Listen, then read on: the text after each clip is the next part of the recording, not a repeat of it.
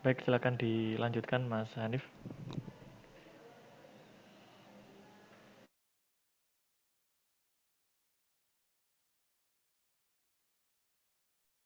Ya, mohon maaf Pak, izin share screen ya. Silakan.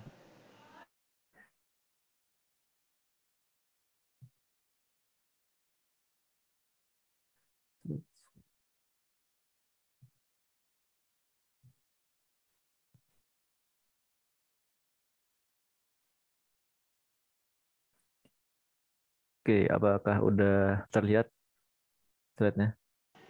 Sudah? Baik. Oke, saya lanjutkan lagi ya. Oke, tadi terakhir tentang tingkat kesukaran butir soal. Terus lanjut ke daya pembeda butir soal. Nah, di sebelumnya tadi kan kita sedikit mengulik tentang analisis kesukaran soal. Nah, di analisis kesukaran soal itu dibentuk dua grup, yaitu grup yang pertama yang menjawab soal dengan benar dan grup yang kedua itu yang menjawab soal dengan salah. Nah, statistik pembeda butir soal itu berbeda dengan analisis kesukaran soal.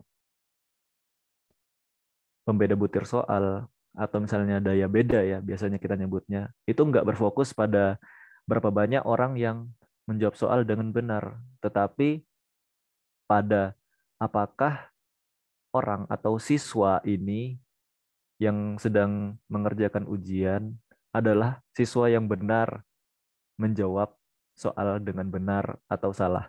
Mungkin ini bahasanya sedikit membingungkan ya, tapi mungkin bisa kayak gini ya. Dianalogikan itu, jadi ini kan ada beberapa siswa nih dalam satu kelas. Nah, kan setiap siswa itu punya pengetahuan, tingkat pengetahuan atau daya serap ilmu yang beda-beda gitu kan. Nah, yang dimaksudkan di dalam tulisan orang yang benar menjawab soal dengan benar atau salah. Nah, itu seperti misalnya siswa A itu jago tentang hukum Newton, terus siswa B jago tentang hukum Archimedes. Nah, jadi misalnya siswa yang benar ketika dia menjawab soal dengan benar, berarti itu siswa yang A yang jago hukum Newton, itu dia bisa benar menjawab soal-soal tentang hukum Newton. Terus kalau misalnya siswa yang B itu dia menjawab soal Archimedes, dia bisa benar. Nah, berarti itu siswa yang benar gitu loh. Paham nggak? Aduh, ya mungkin nanti bisa teman-teman yang lebih paham mungkin bisa menjelaskan juga nanti. Oke, jadi pada intinya tujuan dari statistik pembeda soal adalah untuk menghilangkan soal yang tidak berfungsi seperti yang diharapkan pada kelompok yang diuji. Baik, selanjutnya dilanjutkan lagi oleh rekan saya, Mbak Bila. Berikutnya adalah daya pembeda butir soal, lanjutannya yang tadi. Jadi daya pembeda butir soal adalah kemampuan soal untuk membedakan peserta didik yang memiliki kemampuan yang tinggi dengan peserta didik yang memiliki kemampuan yang rendah dalam menjawab soal. Hasil perhitungan indeks daya pembeda butir soal berdasarkan teoritas klasik secara umum dapat dikategorikan menjadi 3 kategori. 3 sih, ini ada 4. Ini berikut adalah indeksnya. Jadi daya pembedanya jika lebih dari sama dengan 0,7 itu interpretasinya baik sekali dan seterusnya gitu. Kalau 0,4 kurang dari DP lebih dari 0,7 itu baik gitu. Next. Berikut daftar rujukan yang kami gunakan. Next. Sekian presentasi dari kami. Bila ada kurang lebihnya mohon maaf. Wassalamualaikum warahmatullahi wabarakatuh. Ada Waalaikumsalam pertanyaan? warahmatullahi wabarakatuh. Baik, terima kasih Mbak Nabila Nahda dan Mas Hanif yang sudah memaparkan hasil belajarnya. Ya, berikutnya sudah mulai tampak melengkapi ya kelompok yang sebelumnya. Dari yang lain ada yang ingin ditanyakan?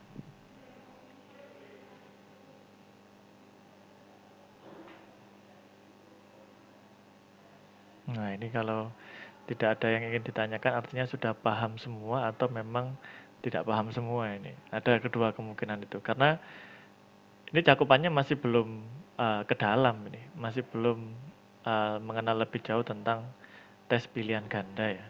Jadi kalau misalkan tadi sudah disampaikan oleh dua kelompok itu masih banyak yang tanda tanya, masih banyak yang belum jelas gitu ya. Dalam artian misalkan di sini, oke kita tarik ke belakang dulu. Oh ada dari Mbak Yohana, raise hand. Silakan Mbak Yohana.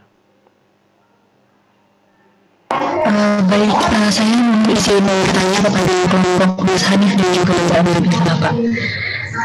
Tadi kan sudah dijelaskan yang beberapa alat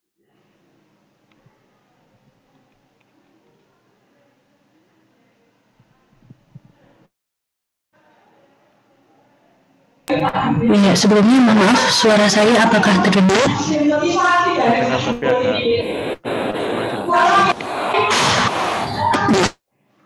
Baik, saya ulangi Bapak. Tadi kan Mas Hanif dan juga Mbak Nabila sudah menjelaskan terkait dengan pembeda, lalu indeks pembeda, juga disruptor.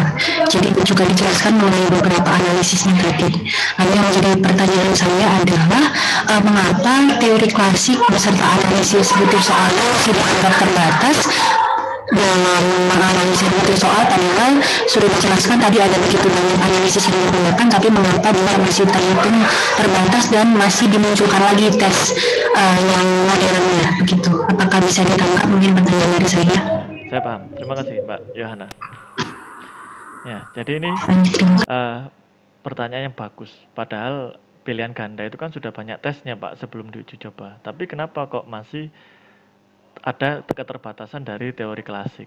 Padahal kan tesnya tadi sudah banyak. Ada tadi mau dilihat daya beda, validitas, reliabilitas, kemudian tingkat kesulitan butir soal. Nah, kenapa muncul pertanyaan seperti ini? Karena memang yang tadi dijelaskan itu tidak detail, kurang ya, kurang detail. Tadi sudah disampaikan, mungkin bisa flashback Pak dari depan. Mengapa sebenarnya perlu dilakukan tes-tes tadi? Kita runtut ke belakang ya. Untuk menjawab pertanyaan mengapa perlu dilakukan pengukuran, mengapa perlu ada assessment, mengapa perlu ada tes, itu tujuannya adalah untuk menentukan keberhasilan dari suatu pembelajaran.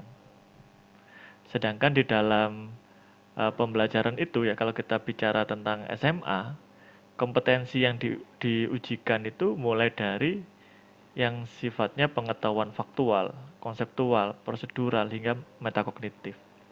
Sedangkan jika dilihat dari sasaran pembelajaran, tentunya kalau SMA ini mencakup yang pertama pengetahuan, kognitif. Kemudian ada sikap, afektif, dan keterampilan. Nah, kalau kita bicara tentang tes, ini nanti ranahnya adalah ranah pengetahuan yang diperoleh dari misalkan kegiatan mengingat. Jadi ada C1, C2, sampai C6. Dan untuk mengetahui apakah pembelajaran yang dilakukan itu berhasil, maka perlu dilakukan instrumen tes tadi. Tesnya bagaimana? Dilihat instrumennya. Kalau instrumennya ini saja tidak benar, ya artinya tingkat kesulitannya butir soal salah, kemudian reliabilitasnya salah, kurang, validitasnya kurang, ya itu tidak akan mampu menunjukkan keberhasilan atau sampai mana proses pembelajaran itu. Oleh karena itu untuk menjawab pertanyaan apakah seorang guru itu berhasil pembelajarannya, ya instrumennya harus bagus dulu, harus dievaluasi dulu. Nah ini harus dianalisis ini. Dan analisisnya yang tadi disebutkan oleh kelompoknya Mas Hanif ini kebanyakan masih analisis secara kuantitatif. Itu pun kuantinya tidak kelihatan. Ya kan? Tadi kelompok sebelumnya kelompoknya Mbak Nabila Putri ya tadi ya,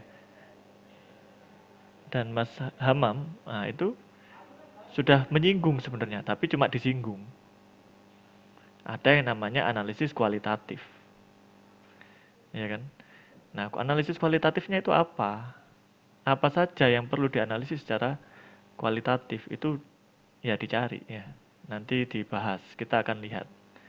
Analisis kualitatif itu meliputi materi. Kedua ada konstruksi kualitatif itu. Kemudian ada bahasanya bagaimana. Yang ketiga kunci jawaban atau mungkin kalau secara menyeluruh lebih ke pedoman penskoran. Itu analisis kualitatif. Jadi nanti ketika Anda penelitian mengembangkan butir soal, ada analisis kualitatif. Caranya pakai angket.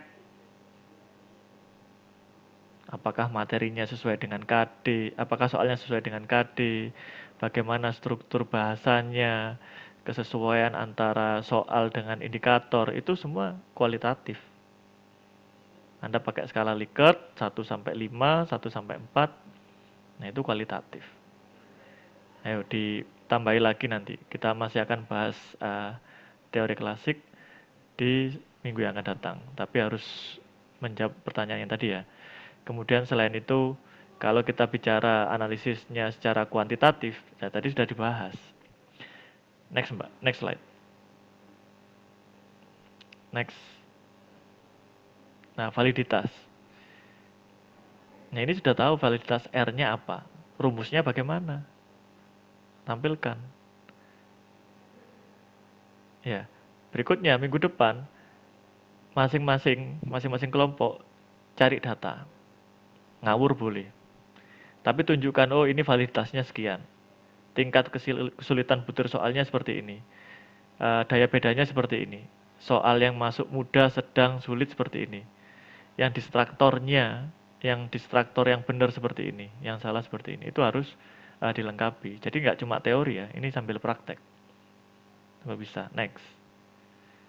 Nah ini nanti cari R-nya, cara mencari R gimana. Kalau manual seperti apa, kalau menggunakan SPSS, menggunakan metode apa. Nah ini kan juga ada rumus manualnya juga ada. Next. Nah, koefisien relativitas sama, next. Nanti silakan ditunjukkan tingkat kesukaran butir soal. Jadi nanti Anda buat data, asal boleh. Jadi ada 10 nama misalkan atau 10 soal dan 10 nama siswa. Nomor 1 jawab A, nomor 2 jawab A. Itu silakan dibuat seolah-olah Anda sudah mendapatkan data dari ujian. Kemudian Anda analisis. Bagaimana tingkat kesukaran butir soal? Bagaimana daya beda? Kalau tadi dijelaskan Mas Hanif masih agak bingung ya. Yang dimaksud daya beda itu adalah kemampuan soal untuk membedakan atau mengklasifikasikan siswa. Jadi kita melaksanakan tes itu untuk tahu, oh ini loh anak yang bisa, oh ini loh anak yang kurang, oh ini loh yang salah, miskonsepsi. Nah kalau instrumennya itu memiliki daya pembeda yang bagus, ya itu layak dipercaya. Tapi kalau masih jelek, nah itu berarti perlu revisi. Akhirnya hasil ujinya tadi atau hasil tesnya itu menjadi dipertanyakan. Ya, saya paham maksudnya Mas Hanif. Kalau anak ini paham hukum Newton, maka nanti ketika tes ya dia bisa mengerjakan hukum Newton. Ya, artinya kan sudah bisa sesuai ya, sesuai dengan kemampuannya. Bisa membedakan atau membagi, memilah kelas itu ke dalam kriteria-kriteria berdasarkan kemampuan siswa. Next. Ya, ini juga next. Ini sudah ada DP ya. Maksudnya DP daya pembeda, ada nilainya, ada rentangnya. Tapi bagaimana cara mendapatkan daya pembeda butir soal itu yang masih belum. Ya. Paham ya maksudnya ya? Masih belum aplikatif. Jadi kalau dilihat dari level kognitif cuma sekedar C1, C2 lah maksimal. Belum sampai pada menerapkan. Ya, nanti Anda tidak perlu panjang-panjang, misalkan ada data, kemudian rumusnya segini. Oh, jadi diperoleh pembedanya segini, Pak. Ini termasuk yang baik sekali, apa cukup. Nah, ada distraktor, ambil contoh distraktor satu soal saja. Datanya seperti ini. Nah, ini kriterianya seperti ini. Oh, ini loh distraktor yang bagus. Oh, ini loh yang jelek. Itu adalah analisisnya. Ya, jadi ini masih permukaan gitu ya. Padahal kan kalau di mata kuliah pilihan tujuannya adalah lanjut ya. Nanti kan sesuai judul mata kuliahnya ya, mempelajari secara lebih lanjut. Nah, ini jadi masih PR, silakan direvisi, disampaikan hasilnya minggu depan. Ada pertanyaan? Izin menanggapi Bapak. Silakan Mbak Yeni. Dari kelompok saya, yaitu saya dan Mas Fauzan, ini sudah menemukan mungkin untuk rumus manual untuk menghitung keempat komponen dari CTT itu sendiri. Apakah boleh disampaikan? Oh, itu nanti karena yang lain belum belajar juga, baik. kita bahas minggu depan. Sekalian sama datanya ya Mbak ya. Silakan sudah dapat rumusnya, buat data, buat misalkan 10 nama, boleh pakai nama temen, atau inisial ABCD. Nah, nanti ada data bagaimana cara ngolahnya. Nah, itu yang diperlukan. Karena biasanya yang kesulitan di anak-anak atau mahasiswa yang skripsi itu malah bingung gitu untuk mengolah datanya. Nah, ini ada yang kuantitatif di sini nanti penelitiannya, eksperimen.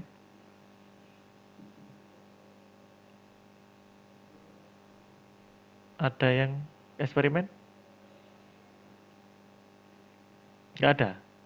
Nggak ada Pak, masih belum punya ide semua ini Pak. Oh ya. Ya maka nanti untuk yang eksperimen, nanti kan Anda akan mengukur apakah perlakuan yang diberikan itu mampu, katakanlah meningkatkan minat belajar, mampu meningkatkan kemampuan pemecahan masalah. Nah, instrumennya ini yang harus benar. Ternyata setelah diberi perlakuan, dites, oh ternyata tidak ada bedanya ya Pak ya antara perlakuan saya dengan kelas pada umumnya. Bisa jadi seperti itu. Atau bisa jadi karena instrumennya tadi yang kurang tepat. Nah, kualitatifnya di mana, kuantitatifnya seperti apa. Jadi instrumennya itu nanti yang bakal menentukan apakah pembelajaran yang dilakukan itu berhasil atau tidak. Nah, di situ krusialnya nanti di situ. Dirancang dengan detail pembelajarannya, tapi alat ukurnya salah. Sama ketika Anda melakukan praktikum, ampere meter yang dibuat ngukur itu salah. Akhirnya ketika nilai V-nya dinaikkan, I-nya ini tidak berubah, tetap Pak. Kemudian membuat kesimpulan yang baru. Oh, hukum Ohm itu sudah tidak berlaku. Nah, itu akhirnya menyesatkan. Hanya karena alat ukurnya salah. Begitulah posisi assessment itu di dalam penelitian, di dalam pembelajaran. Oke, karena PR-nya masih banyak, silakan nanti didiskusikan lagi, kita akan bahas lagi di pertemuan yang akan datang. Ada lagi yang ingin ditanyakan?